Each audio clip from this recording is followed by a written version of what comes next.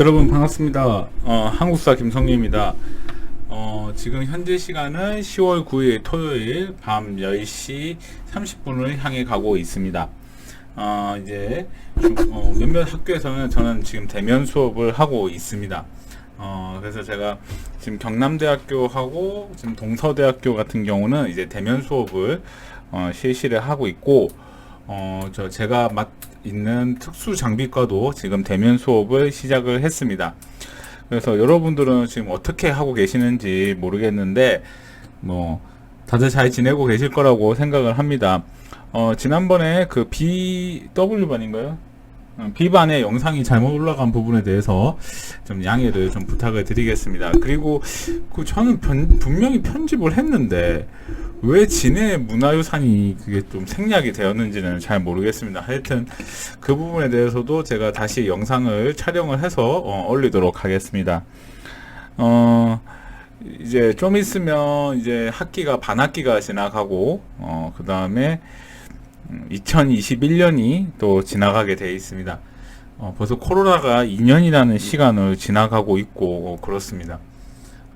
저도 오늘 그 위안부 연구 프로젝트가 이번에 당선이 돼가지고 그 위안부 프로젝트를 이제 참여하게 됐습니다. 개인적으로 좀 좋은 일이었다고 생각을 하고, 급여를 떠나서 개인적으로 이런 좋은 프로젝트에 제가 참여할 수 있게 됐다는 점에서 너무 오늘 기분이 좋더라고요. 오늘 저녁 먹다가 이제 합격했다고 들었는데, 이제 위안부는 우리나라에서 이제 우리나라하고 일본하고의 관계에서 빠질 수 없는 부분이죠.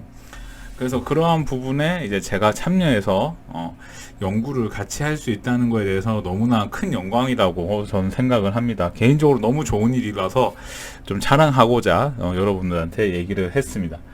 그래서 지금 일이 지금도 많은데 앞으로 또 얼마나 더 많이 해야 될지를 지금 걱정이 앞서고 있습니다.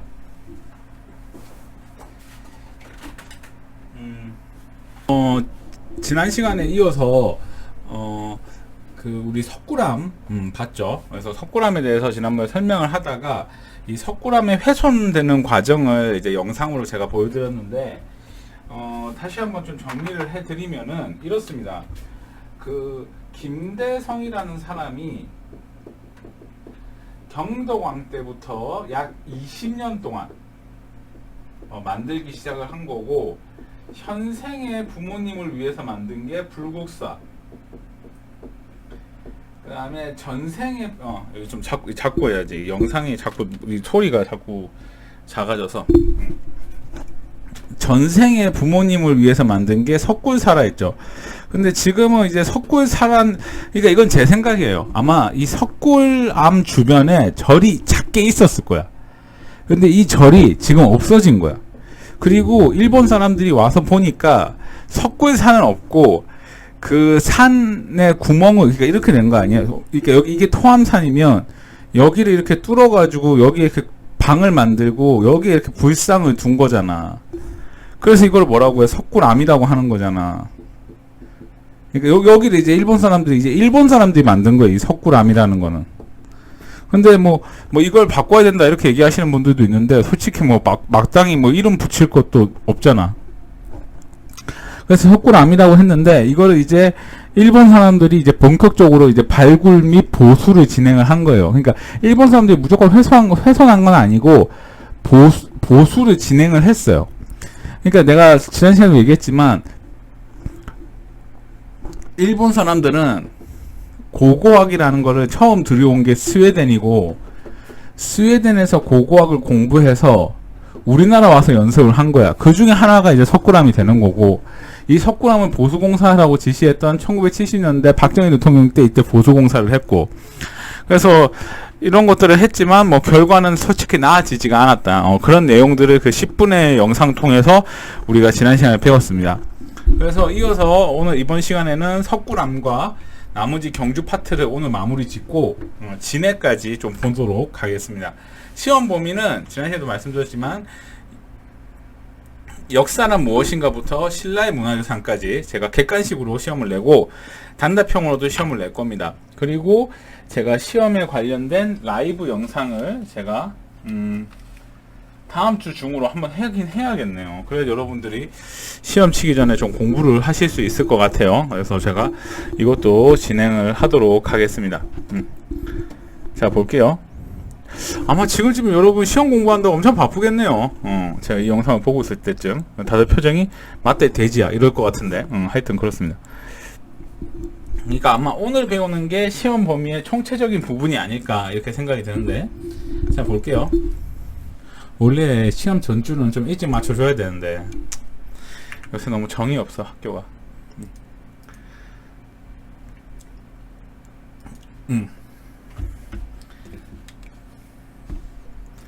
잠시만요.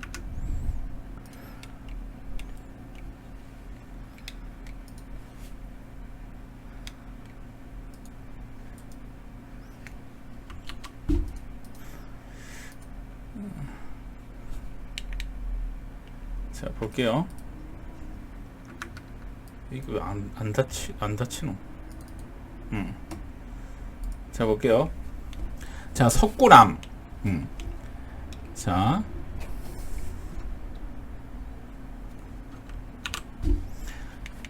통일신라 시대 때 만들어진 것이다. 내용을 보면은 삼국유사에는 석굴사라고 나오고 1910년 일본 사람들이 석굴암이라고 부르기 시작했다. 그 학생들 우리나라 국보 1호, 뭐 국보 2호 이렇게 번호 붙인 거 있죠. 그 국보 1호, 2호 이렇게 번호 붙인 거는 뭐냐면은 이게 국보 1호가 숭례문인데 그런 식으로 번호를 붙인 거는 다 일본 사람들이 우리나라 문화재에다가 번호를 붙인 거예요. 근데 이제 이제 이 부분도 우리가 조금은 좀 고쳐야 될 필요가 있다. 왜냐면은 옛날에는 먹고 살기가 힘들어가지고 이런 문화재에 신경을 안 썼는데 이제 이런 것도 조금은 좀 고쳐야 되지 않을까 싶습니다. 호국불교의 성격을 띠고 있다. 이 호국불교는 제가 나중에 설명을 좀 하도록 하고 넘어갈게요. 이게 이제 일본 사람들이 이때 당시 이렇게 보수공사를 하던 모습이죠. 이제 그리고 이게 1912년도의 사진일 거예요. 이게 일본 데라우치 몽고에서 나온 건데. 그 다음 여기에 보면은 여기 부분이 이게 사천왕상이죠. 이렇게 사천왕상. 그리고 여기 이렇게 석굴암 보존불상이 있고, 아마 내가 알기로 우리나라가 1970년대 80년대까지는 요 안에 들어갈 수가 있었어요. 근데 이제 그게 안 되는 거죠. 그러니까 왜 안 되냐면은 잠깐 화면을 보시면은 이렇게 되는 거예요. 그러니까 사람의 몸에서는 이제 숨을 쉬면 이산화탄소가 나오는데 이 석굴암은 이 안에 공기가 이렇게 순환이 돼가지고 이렇게 빠져나가는 게 있는 거예요. 그러니까 일본 사람들이 보수공사를 하면서 이 원리를 찾으려고 한 거예요. 이 공기가 순환돼서 밖으로 나가는 현상을. 근데 그거를 못 찾은 거예요. 네, 그거를 못 찾은 거예요. 그래서 일본 사람들이 그걸 못 찾으니까 이걸 찾아보자 했다가 결국 훼손이 된 거예요. 그래서 박정희 대통령이 이걸 보수공사하면서 이제 더 훼손이 되니까 이게 어떻게 했냐면 요 앞에는 이제 유리로 막아놓고 뒤에는 에어컨을 설치하는 현상이 이제 벌어지게 된 거예요. 그래서 이제 그거를 제가 얘기하고 있는 겁니다, 진사님들. 자, 그 다음에 이제 넘어가서 학생들 석굴암에 들어가시면 이 보존불상의 사진을 찍을 수는 없습니다. 이건 여러분이 지금 보시는 사진은 국립중앙박물관에서 제공하는 사진입니다. 그 학생들 이런 문화재를 보면 어떤 생각이 드세요? 나는 어떤 생각이 드냐면 이게 되게 매끈매끈하고 되게 조각을 잘 하셨잖아요. 그러니까 이 신라 시대에 과연 이런 기술력은 도대체 어디에서 왔을까? 그리고 어떻게 산 가운데를 이렇게 뚫을 생각을 했을까? 이런 생각이 좀 듭니다. 근데 이런 걸 내가 얘기하면 사람들이 다 그렇게 얘기하죠. 그러니까 20년 걸렸지. 아니, 그러니까 당연한데 그거를 그렇게 얘기하면 안 되고 하여튼 어떻게 걸렸을까 하는 생각이 좀 듭니다. 자, 불상은 무엇인지 좀 볼게요. 불상은 부처님의 모습을 그림이나 조각을 한 것을 이제 불상이라 하는데, 불상은 기본적으로 32가지의 의미를 가지고 있어요. 그래서 이걸 다 외우면 자살하겠죠. 그래서 불상의 종류는 석가모니 불, 아미타 불, 비로자나 불 이렇게 있는데, 제가 불국사 설명할 때 이 얘기를 지나가면서 했어요. 석가모니 불이 대웅전에 있는 거고, 아미타 불이 극락전, 비로자나 불이 비로전 이렇게 있는데, 이런 거를 또 외우지 마세요. 그냥 이런 게 있다 하고만 그냥 넘어가시면 될 것 같아요. 그리고 불상은 기본적으로 양 사이드에 2명이 있고 해서 총 3개가 짝을 이루고 있어요. 그러니까 2명의 짝과 1명의 불상, 그러니까 1명의 부처님을 모시는 2명의 작은 부처님이 있다 이 말이에요. 자, 그래서 여기 보면 이 손 모양에 따라 이 부처님의 모습이 다 달라요. 저기 보면은 지권인이 제일 많이 있는 데인데, 지권인하고 이거를 뭐냐면 이게 숙인이라고 하는데, 이걸 내가 시험에 낼까 안 낼까? 안 낸다. 그냥 안 내는데, 여러분이 알아야 될 건 뭐냐면, 어디 절에 갔을 때, 이 손 모양에 따라 부처님이 다 다르다는 것을 아셔야 된다 이 말이에요. 제 얘기는. 이제 보통 많이 있는 게 이제 시무외인 이런 게 제일 많이 있는데, 이거는 이제 부처님이 이제 너의 두려움을 없애주고 너의 말을 잘 들어줄게 이런 얘기고, 지권인도 많은데, 지권인은 이제 한쪽 손가락을 이렇게 잡고 있잖아요. 이 한쪽 손으로 이 손가락을 잡고 있는 건 뭐냐면 부처님이 너에게 깨달음을 주겠다 이 말이에요. 그리고 지금 어디야? 석굴암 보존불상에 보면 향마촉진이라고 있는데, 이 향마촉진이라는 게 뭐냐면 너의 번뇌를 없애주겠다. 그러니까 지금 내가 부처님이 이 번뇌를 물리치고 도를 깨우친 상태다 이 얘기예요. 그렇게 보시면 될 것 같습니다. 저도 이게 불교 전공이 아니라서 정확하게는 잘 모르겠는데, 이 부처님의 손 모양에 따라 이 부처님이 뜻하는 의미가 다르다. 이렇게 보시면 될 것 같고, 그 다음에 넘어가서, 자, 그 다음에 이제 토암산을 넘어오면은, 여기에 보면 이제 제가 볼 것이 이제 문모왕릉, 그 다음에 가문사지, 이렇게 있는데, 잠깐 쓸데없는 얘기를 하면은, 여기 보면 원자력 발전소가 하나 보입니다. 찾으셨습니까? 이 원자력 발전소가 뭐, 이런 질문을 하는 학생들이 있더라고. 아니, 교수님, 이렇게, 문화재 많은 곳에 이렇게 원자력 발전소를 둬도 되는 겁니까? 라고 질문하는 학생들이 상당히 많더라고요. 그래서 이제 저는 어떤 얘기를 하냐면, 이게 생각해 볼 필요가 있는데, 뭘 생각해 봐야 되냐면, 이 경주 사람들 입장에서 한번 생각을 해 봅시다. 경주는 솔직한 말로 무슨 산업단지가 들어올 수 있는 상황이 아니에요. 그리고 엄연히 따지면 여기는 시골이에요, 시골. 엄연히 따지면. 근데 이 경주 사람들이 이거를 관광도시로 발전을 하기 위해서는 기본적으로 기반시설이 잘 되어 있어야 돼요. 기반시설. 그러니까 도로, 항만, 그 다음에 뭐 이런 것도 중요하고, 이제 호텔, 이런 것들도 잘 조성이 되어 있어야 돼요. 그래서 놀러 왔을 때 사람들이 불편함을 느끼면 이게 어렵단 말이에요. 그래서 제가 그 얘기를 했는지 모르겠는데, 박정희 대통령이 이 지역 사람들을 싹 다 이주시키고 이 지역을 관광도시로 만들려고 했거든요. 근데 이 관광도시로 만들려는 건 좋아요. 다 좋아요. 그래. 다 좋은데, 이 관광도시를 만들 당시에 사람들이 많이 반대를 했겠죠. 그래서 이제 박정희 대통령이 처음부터 이게 다 밀어낸 건 아니고, 봉문단지가 이제 박정희 대통령 작품이죠. 봉문단지부터 이렇게 조금씩 이제 확장해 나가려고 했는데, 뭐 여러분도 아시겠지만 이제 박정희 대통령이 이제 암살되면서 이게 다 물 건너 갔는데, 그렇다면 경주 사람들 입장에서는 이 기반 시설을 확충하는 방법은, 딱 깔아놓고 얘기하면 이제 뭐 요새 그런 말을 많이 하죠. 님비, 핀비 뭐 이런 현상. 우리 지역 이기주의. 우리 지역에는 뭐 장애인 관련 시설이 들어오면 안 돼. 뭐 쓰레기 청이자리 들어오면 안 돼. 뭐 이런 걸 다 혐오 시설이라고 이렇게 얘기하는데, 그건 진짜 그러니까 장애인을 그렇게 얘기하는 건 좀 아니라고 생각을 하는데, 어찌됐든 막 그러한 시설이 못 들어오게 막 이렇게 하는 현상도 있잖아요. 그래서 이 원자력 발전소를 이제 원자력 발전소하고 폐기 처리장을 이제 다 지역에 유치하고 싶은 사람의 이제 공모를 낸 거예요. 공모를 냈는데, 이때 당시에 이 지역 사람들이, 경주 사람들이 먼저 나서서 이걸 했어요.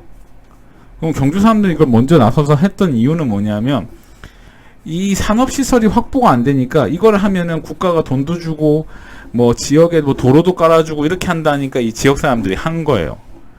그래서 이 지역 사람들이 이걸 하면서 토암산에다가 이제 도로를 깔게 된 거예요. 막 터널을 뚫어가지고. 그러니까 이러한 것들이 참 지역의 발전을 위해서는 어쩔 수 없는 선택이었다라고 보여지죠. 그런 것들을 보면 될 것 같고. 자, 그 다음 넘어가서 그러면 이제 수업으로 돌아와서 이제 문무왕릉을 가볼게요. 여기죠. 자, 문무대왕릉 사적 제158호. 제발 이런 것도 외워라. 같이 망한다. 그 다음에 이것도 같이 외워라. 망한다. 시대는 이걸 신라라고 해야 될지 통일신라라고 해야 될지 나 일단 신라라고 했고, 내용을 보면은 문무왕의 유언으로 이제 화장하여 동해에 뿌렸다라고 돼 있는데, 잠깐 요거 앞에 좀 볼게요. 신라는 기본적으로 이렇게 되어 있어요. 신라는, 자, 신라는 기본적으로 이렇게 되어 있어요. 자, 여기 신라는 여기 한쪽에 치우쳐져 있잖아요. 그럼 여기에 이제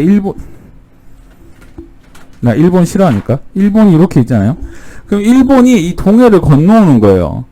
그래서 이때 당시 잘 들어요. 이때 당시 왕이, 이제 도어킹이었는데, 이 도어킹이 죽을 때, 뉴스페이퍼 킹, 자기 아들한테 얘기한 거예요.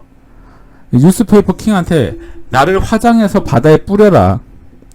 그럼 내가 동해에 용이 돼서 일본군을 막아내겠다고 하는 거예요. 자, 여기서 되게 중요한 거. 그래서 아빠가 바다에 용이 되겠대. 죽어서라도 나라를 지키겠대. 그러니까 아빠의 마음이 너무 감동스럽잖아. 그래서 아빠의 마음을 은혜를 갚는다라는 뜻이에요. 아빠의 은혜를 갚기 위해서 절을 만드는데 그 절의 이름이 감은사야. 그러면 감은사와 관련 있는 거는 이제 문무대왕릉이겠지. 그죠? 그럼 이거는 아들이 만든 걸 거고, 이거는 아버지가 이제 화장해 달라고 했을 거고, 그죠? 그리고 화장이라는 거는 우리나라식 우리나라식 장례 기법이 아니죠. 화장이라는 건 시신을 불태우는 건데, 이 시신을 불태우는 기법은 인도기 때문에 이 인도에서 화장을 하는 기법인데, 어찌됐든 이게 이제 불교에서 이제 불교로 들어온 게 된 건데, 어찌됐든 문무왕이 이때 당시에 자기의 몸을 태워서 이제 나라를 지키겠다. 그래서 이걸 뭐라고 하냐면 지킬 호자의 나라국자. 그래서 이걸 호국불교라고 하는 거예요.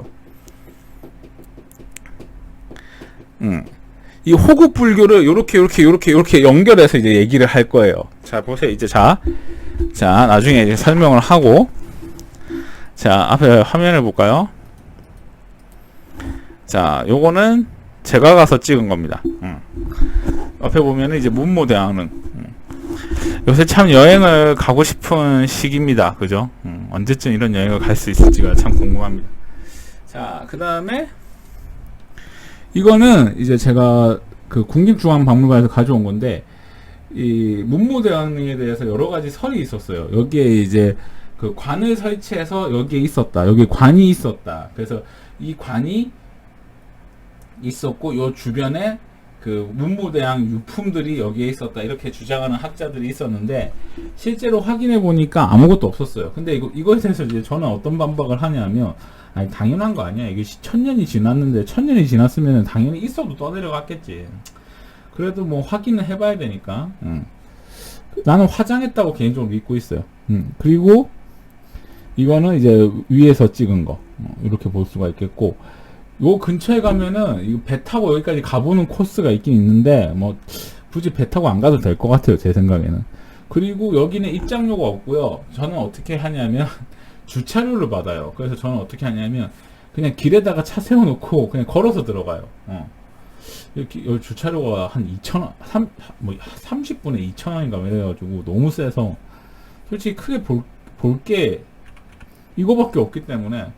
그리고 학생들 혹시 시간이 되면 진짜 여행을 많이 다녀보시는 거 추천을 드리는데, 뭐 요새 코로나 때문에 뭐 다닐 수가 없으니까, 제가 이제 문화재 답사를 이렇게 좀 좋아해서 좀 가는데, 저는 남해하고 동해하고 서해하고 다 가봤는데,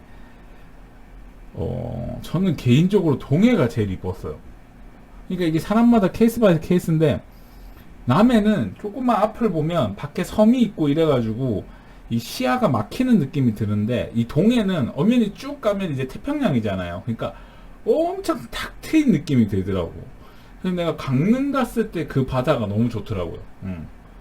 그래서 그렇게 돼 있고, 이번에 개인적인 목표는 이제 여수 밤바다 한번 보는 게 목표입니다. 자, 그 다음에, 자, 감은사지. 감은. 은혜를 갚는 절이다. 근데 뭐다? 불탔다. 그러면 이 절터는 있다, 없다? 없다. 그죠? 그래서 사적 제 31호고, 이렇게 되어 있습니다. 시대는 통일신라. 학생들 제가 하나 염려할 걸 얘기해 드리면, 타 대학에서 있었던 일인데, 제가 아니었는데, 학생 하나가 교수님이 비대면 수업을, 저도 알고 있습니다. 이 프로그램 중에 녹화하는 프로그램이 있어요. 그걸 녹화해가지고 수업을 듣다가 그 교수님 마음에 안 드니까, 그 마음에 안 드는 그 교수님이 뭐 예를 들어 정치 얘기를 세게 한 것도 아닌데, 그 나쁘게 얘기한 것만 딱 잘라가지고 그 영상을 올려갖고 SNS에 올려갖고 그 교수랑 학생이랑 막 난리가 난 일이 있었는데, 부산에서. 그래갖고 그 교수는 학생을 명예훼손으로 고소하고, 뭐 학생은 그 교수가 잘못 가르쳤다고 막 고소하고 막 이런 난리가 났는데, 결론은 이제 학생이 명예훼손 그걸로 이제 넘어갔는데, 그러니까 이 학생들 이게 저작권이 걸려 있는 문제예요, 이 수업 자체가. 그래서 혹시나 이거를 녹화를 해서 친구들끼리 공유하는 일이 벌어지면 이게 좀 서로가 피곤하지 않겠어요? 내가 뭐 제자를 고소하니, 뭐 제자는 스승을 고소하고, 이게 너무 안 좋은 일이니까, 선생님들 제가 정해진 기간에 꼭 영상을 보세요. 제발 시험 기간에 몰아서 보지 말고.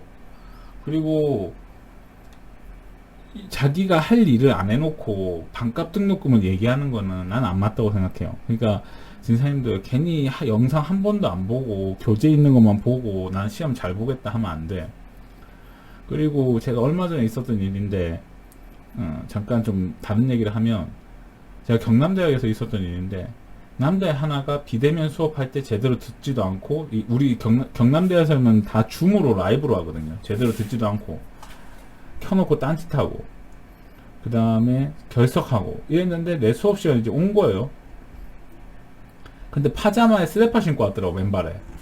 그래갖고 내가 나는 그런 거 절대로 못 보니까 복도에서 소리 지르고 나가라 했어요. 어디에서 이따위로 학교에 와가지고 이렇게 하냐고. 네가 평상시에 똑바로 하는 놈이었으면 난 이렇게 안 했다고. 뭐 이렇게 하면서 내가 쫓아냈는데, 이제 내가 이런 얘기를 하는 이유는 뭐냐면, 자기 할 일을 똑바로 하지 않고 본인의 그런 생각만 얘기하는 거는 난 좀 옳지 않다고 생각을 해요, 학생들. 그리고 그 학생이 사범대학이었는데, 이거 학생들, 이건 제 생각입니다. 저는 사범대학하고 간호학과 학생들은 좀 공부를 엄하게 하고 공부를 많이 해야 된다고 생각해요, 저는. 솔직히 얘기하면. 이 세계과, 사범대, 그 다음에 어디야, 간호과, 군사학과, 요 세 개는 내가 좀 엄하게 해야 된다고 생각해요. 왜 엄하게 해야 된다고 생각하냐? 이 직업들은 사람을 지키거나 사람을 변화시키는 직업이에요. 이게 딱 까놓고 얘기하면 돈보다 더 큰 가치가 있는 직업이에요. 내가 했을 땐 그렇게 생각해요. 의사라는 직업도 마찬가지지만, 뭐 목사도 그렇고, 종교인들. 그래서 이런 직업을 가진 사람들은 좀 더 공부를 많이 하고 추가로 인격적으로 공부를 많이 해야 된다고 나는 생각을 해요. 그래서 여기 간호학과 학생들도 마찬가지로 괜히 머리 써가지고 막, 물론 젊은 날에 놀고 싶고 쉬고 싶고 하는 마음 나 충분히 이해해요. 근데 이 수업을 여러분들이 충실하게 듣지 않고 머리 써가지고 어떻게 피하고 녹화하고 이렇게 하면, 이 사람이 습관이라는 게 무서운 게, 그런 걸 계속 하잖아요. 그러면 나중에도 계속 그런 식으로 행동을 하다가 이제 간호사 시험 떨어지는 거예요. 그러니까 그렇게 하지 마시고, 제가 이 말을 좋아하는데, 정도를 가세요. 정도. 정자가 바를 정자인데 도가 길도자죠. 그러니까 바른 길을 가시라고. 괜히 머리 써가지고 이렇게 하지 말고, 그래갖고 나중에 컨닝하고 막 이러지 말라고.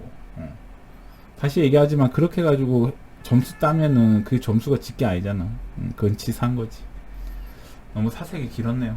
볼게요. 가문사 볼게요. 다시. 자, 가문사 이렇게 있고 통일신라 내용 신문왕 때 완공되었고 가문사 3층 석탑이 있다. 자, 볼게요. 자, 진사님들 지금부터 제가 제 얼굴을 끄고 화면으로 설명을 하겠습니다. 자, 여기를 보면 입장료는 없어요. 그러니까 지금 불탔으니까 사지라고 하겠죠. 그래서 저는 일로 올라가면 힘드니까 여기에 차를 대고 여기로 올라가요. 그래서 이렇게 해가지고 보면은 이렇게 있는데 여기에 보면은 쌍탑 1금당이에요. 쌍탑 1금당. 그래서 우리 한국사 최초로 쌍탑, 탑이 두 개이면서 하나의 금당을 둔 최초의 양식이다. 다시 쌍탑을 둔 최초의 양식이다. 이거 다음에 불국사가 생기는 거니까 그러니까 이 가문사의 영향을 받은 게 불국사다. 이렇게 보면 될 것 같고 여기에 이제 금당 여기가 있었고 그러니까 여기가 언덕 위에 있는데 여기가 언덕이에요. 여기 진짜 높아요. 그러니까 여기까지 바닷물이 들어왔다고는 하는데 어찌됐든 이제 여기에서 보면은 이제 문무대왕릉이 보여요. 그리고 가문사에 가면 3층 석탑이 있는데 3층 석탑은 일단 볼게요. 이거 내가 찍은 건데 이게 어디에서 찍은 거냐면은 여기서 찍은 거예요. 여기에서 이쪽을 바라보고 찍은 거예요.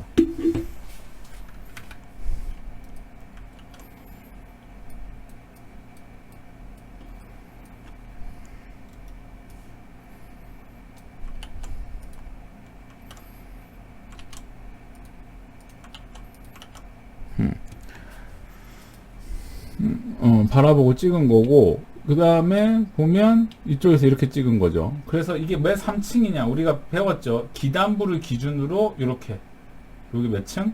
3층이다. 그래서 여기를 기단부, 탑신부, 상륜부 이렇게 얘기를 하죠. 근데 이제 제가 지난번 수업 시간에도 얘기했나 모르겠는데 제가 여행을 갔는데 이 여자애가 이렇게 얘기하는 거, 남자가 이렇게 얘기하는 거야. 야, 봐봐. 이 절은 아버지 신문왕이, 그러니까 신문왕이 바다의 용이 되고 싶다 해가지고 바다의 용이 된 거야. 그래서 아들이 문무왕이 이 절을 만든 거야. 그러면 지금 아버지와 아들의 족보를 바꾼 거지. 그리고 남자애가 뭐라고 했냐면 여기가 상륜부, 탑신부, 기단부야. 이렇게 얘기를 하더라고요. 그러니까 지금 그 남자가 얘기한 대로 하면은 탑이 거꾸로 박혀 있는 거예요, 지금.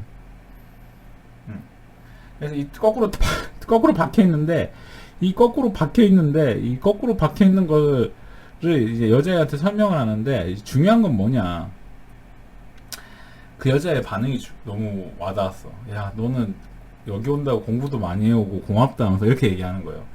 야, 난 그 여자가 되게 현명하다고 생각했어요. 얘네들한테는 지금 신문왕하고 문무왕하고 족보가 바꾼 게 문제가 아니고, 기단부 상륜부로 해가지고 탑이 거꾸로 박힌 것도 문제가 아니고, 이 러브가 중요한 거야, 러브가. 그러니까 서로가 사랑하면 이렇게 칭찬을 해주고, 격려도 해주고, 틀려도 그냥 웃고 넘어가지고 이렇게 하는 거죠. 근데 이제 뒤에 있던 성윤이가 이제 바로 잡아주려고 갈 때 우리 집사람이 하지 마라. 함부로 해. 하지 마라. 뭐 이렇게 얘기했던 기억이 납니다. 그리고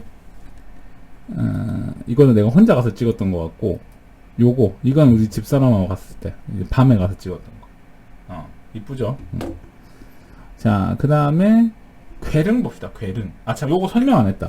자, 진사님들 요거 중요한 거 목탑인데 석탑 양식, 그러니까 목탑으로 만들어야 되는 탑을 석탑으로 만든 거야. 이게 뭔 말이냐면 석탑으로 만들어야 되는 양식이 있고 목탑으로 만들어야 되는 양식이 있는데 목탑 양식을 석탑에 대입한 거예요. 그러면 이 탑은 석탑 양식이에요? 목탑 양식이에요?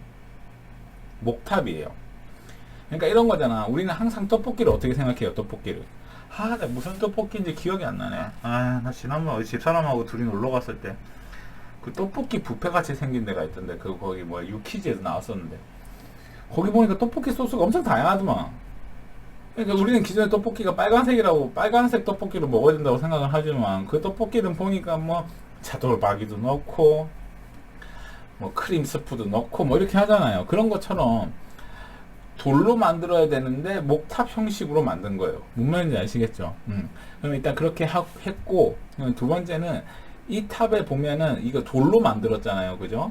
돌로 만들었는데 큰 돌을 갖다 놓고 조각한 게 아니고 돌을 미리 조각을 해서 들고 와서 조립한 형태예요.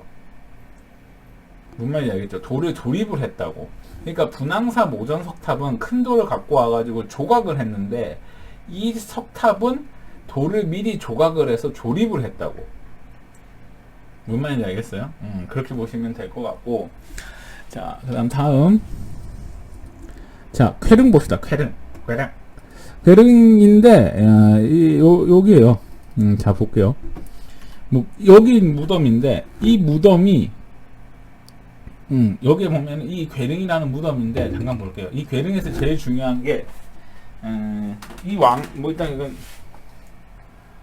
내지만, 이거는 내가 안 할란다. 여기에 보면, 이 궤릉에 보면은, 보면, 요 사람 얼굴 한번 보세요. 요 사람 얼굴. 이게 문무인석이에요. 여기 보면 여기 있는 사람하고 여기 있는 사람하고 이 왕의 무덤이 중요한 게 아니야. 요게 중요한 거야. 요렇게. 이 사람은 약간 군인 같은 느낌이 들죠. 그래서 이 사람은 무인석. 이 사람은 약간 문신이라는 건 행정가죠. 그래서 문인석인데, 자, 지금부터 설명을 잘 들으세요. 지금 이 사람의 얼굴들 보세요. 이 사람의 풍채하고 여기 수염을 보세요. 수염이 이렇게 나잖아요. 이렇게. 나도 대학 다닐 때 수염을 좀 길러보고 싶어서 한번 길러봤는데, 수염을 길러보니까 이방으로 나더라고. 이방. 약간 일본 순사 같은 느낌.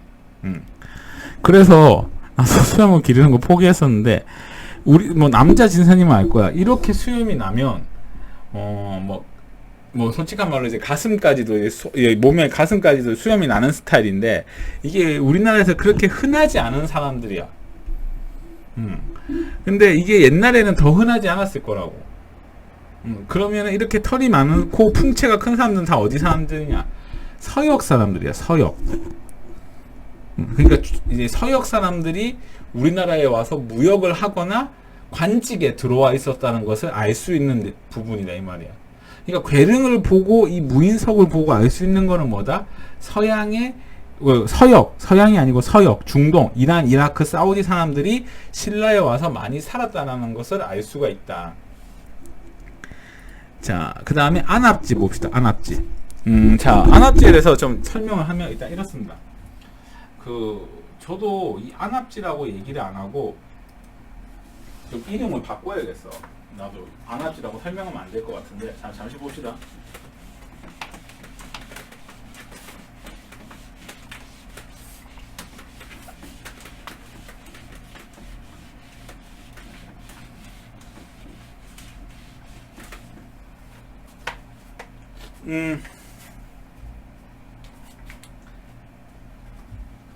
자, 안압지라고 하면 안 되고, 안압지에 대한 이제 명칭에 대한 논란이 있는데,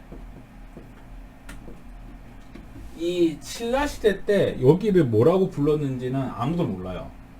근데 조선 시대 사람들이 이 지역을 지나갔는데 오리하고 풀이 많다 해가지고 안압지라고 한 거예요. 근데 이제 1980년대 발굴을 하다가 발견이 됐는데, 발굴을 해보니까 여기서 기와가 발견됐는데, 이 기와에 뭐라고 적혀있냐면 동궁과 월지라고 적혀있었어요. 그러니까 이 지역이 동궁과 월지였던 거지. 이거는 발굴을 통해서 알아낸 거지. 이 발굴이 시대가 아니다. 그래서 요새는 안압지라고 안 하고 동궁과 월지라고 불러요. 그래서 제가 시험 문제에 혹시나 동궁하고 월지라고 적어 놓으면은 안압지라고도 알아야 됩니다. 안 배운데 돼지 같은 새끼 또 시험 냈네. 이러면 안 된다 이 말이야. 그래서 여기를 안압지라고 이제 통상적으로 이 안압지라고 부르지만, 요새는 이름이 바뀌어서 동궁과 월지라고 부른다. 자, 이거는 내가 밤에 가서 찍은 것 같다. 이 안압지 밤에 가면 사람 엄청 많습니다. 들어가지 말라는데 잔디밭 들어가서 사진 찍고. 근데 내가 솔직히 얘기하면 내가 사진을 잘 모르지만, 밤에 조명 밑에서 찍는 사진은 사람이 이쁘게 나올 수가 없어요. 사진 장비가 좋지 않는 이상. 그래서 그냥 밤에 사진 찍는 거는 포기하는 게 좋다. 그리고 여기에서 이제 뭐가 발견됐냐면 주령구가 발견됐어요. 주령구. 이게 뭐냐면 이제 주사위인데 그 주사위를 던져서 여기 나오는 벌칙을 이제 본인이 이제 실행에 옮기는 거예요. 뭐 술을 더 마신다, 뭐 시를 읊는다, 뭐 이런 거. 오늘로 얘기하면 보드 게임하고 비슷하죠. 그런 거라고 보시면 될 것 같습니다. 그 다음에 김유신 장군묘 좀 볼게요. 그러면 일단 김유신에 대해서 좀 알아야 될 것 같아요. 여러분 김유신은 너무 유명하니까. 내가 이 책에다가 적어놨는지 모르겠는데 제가 설명을 하면서 중요하다는 것을 이렇게 박스를 쳐줄게요. 자, 김유신 볼게요. 김유신. 자, 김유신 볼게요. 이 김유신이라는 사람은 금강가야 출신이에요. 금강가야 왕족 출신이에요. 그래서 금강가야 왕족 출신인데 대표적으로 이 금강가의 마지막 왕이었던 구해왕이라고 했어요. 구해왕. 그러니까 구해왕의 셋째 아들이 있었는데 이 셋째 아들이 김무력이라는 사람이 있었고 이 김무력의 첫째 아들이 김서현. 그리고 이 김서현의 이제 첫째 아들이 누구냐? 바로 김유신이 되는 거예요. 그러니까 이건 아버지, 김무력은 할아버지, 이렇게 되는 거죠. 그래서 이 사람들은 금강가에서 신라로 항복하면서 진골이라는 이제 칭호를 귀족을 받게 되는데 이 진골이라는 걸 받았다는 거는 엄청나게 많이 받았다고. 이게 진골도 등급이 있거든. 진골 내부에서도. 이게 진골 내부에서도 어떻게 생각했겠어? 김유신을 보면서 아이고 멸망한 나라에서 온 주제 뭐 직업 지위나 하나 좀 받았네 하면서 이 진골 내부에서도 김유신 집안을 되게 안 좋게 봤어요. 그런데 이 김유신하고 이 사람들이 열심히 전쟁에 나가서 공을 세우면서 이 집안이 서서히 인정을 받는데 일단 우리가 볼 사람은 바로 이 사람이죠. 이 사람. 이 김유신이라는 사람은 화랑도라는 데 입학을 해요. 화랑도. 화랑도라는 게 뭐냐면 청소년 교육기관이에요. 그러니까 오늘로 얘기하면 학교죠. 학교. 내가 봤을 때 한 중고등학교 될라나? 여기 입학을 했는데 이 화랑도는 우리나라에서 최초로 평민이 입학해서 공부할 수 있는 학교예요. 평민이 입학이 가능해요.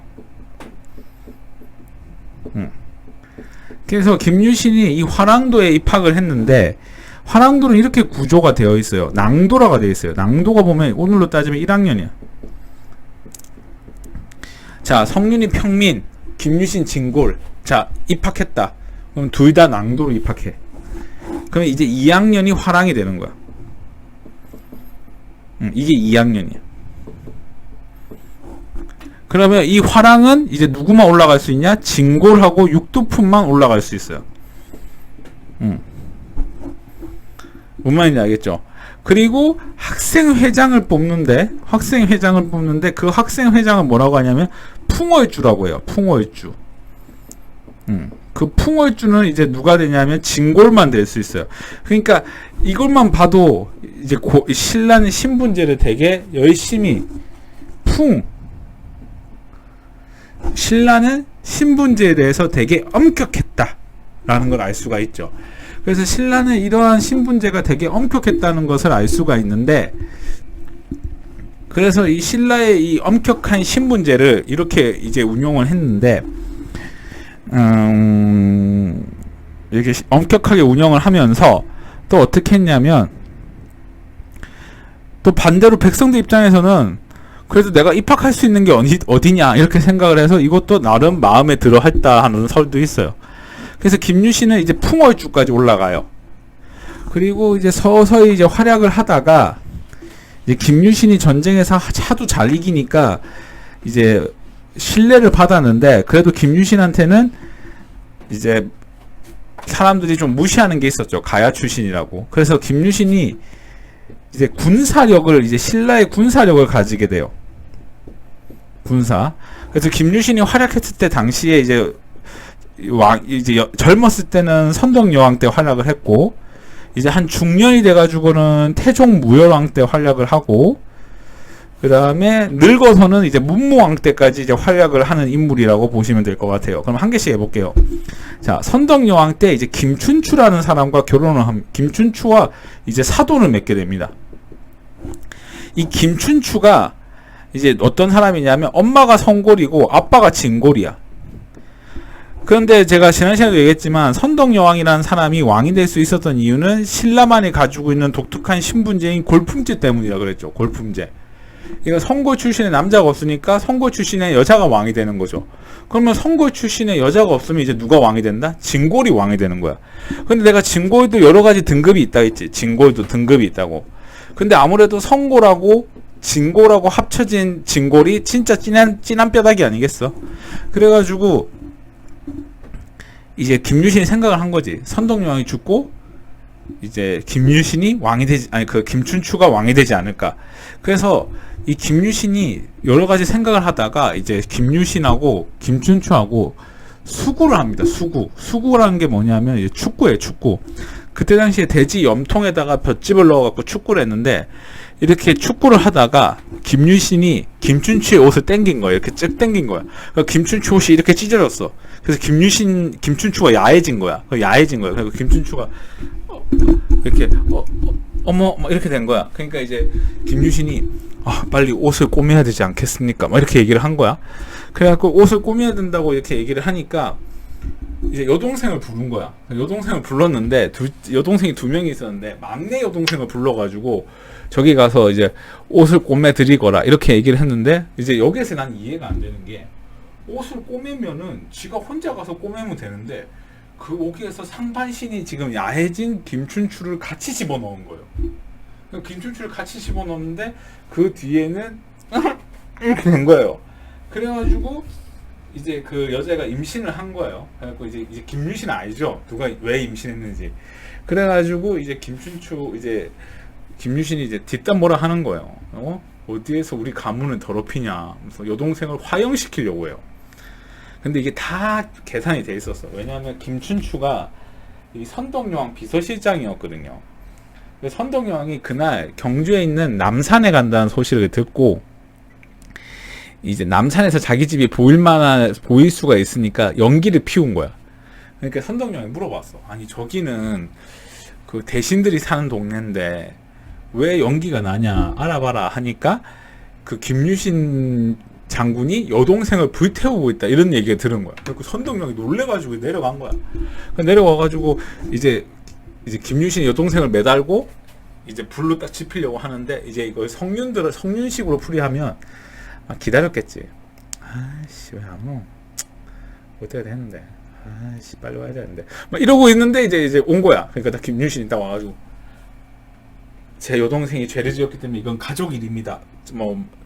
여왕께서는 신경 쓰지 마십시오. 그러니까 선덕여왕이 어떻게 이렇게 여동생을 이렇게 그냥 죽이는 것도 아니고 어떻게 화형을 시키냐. 이런 잔인한 일은 나는 허락할 수가 없다.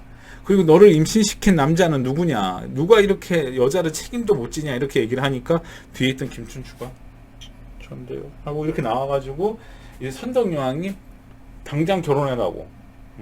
어떻게 자기 여자를 못 지키냐고 하면서 이렇게 결혼을 하게 됩니다. 이게 다 김유신의 전략이에요. 그러니까 김춘추가 빠져나가지 못하게 해가지고 이제 선덕여왕의 이제 허락하에 이 두 가문이 이제 힘을 합치게 된 거예요.